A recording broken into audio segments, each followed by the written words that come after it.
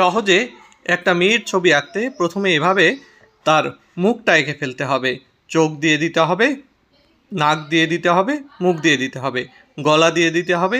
এরপর সেখান থেকে লাইন বের করে জামার গলা ডিজাইন, এরপরে দুই পাশে দুটো হাত বাড়িয়ে দিতে হবে।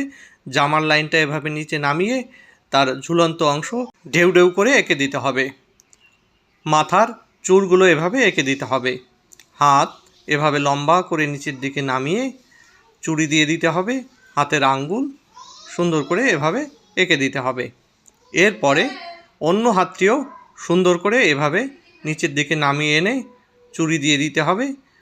হাতের আঙ্গুলগুলো সুন্দর করে দিয়ে দিতে হবে। আমার একটা হাত বড় হয়েছে, তোমরা সমান করে দিবে। এরপরে পা এভাবে এঁকে পায়ে জুতা পরিয়ে দিতে হবে। এরপরে তোমরা চাইলে জামায় এরকম একটু লাইন দিয়ে দিতে পারো।